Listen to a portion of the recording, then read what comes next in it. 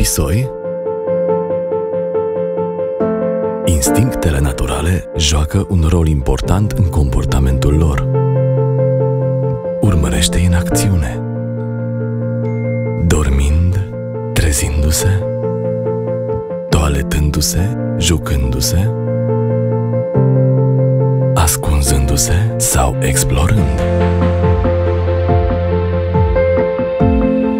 Și în timp ce se hrănesc, căutând diferite experiențe senzoriale.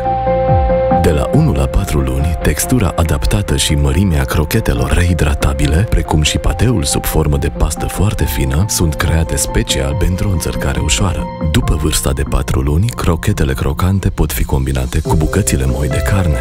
Sănătatea pisoiului tău este obsesia noastră. Royal Canin îi oferă o nutriție sănătoasă sub formă de hrană uscată și umedă pentru o experiență de hrănire ce îi stimulează simțurile în perioada de juniorat.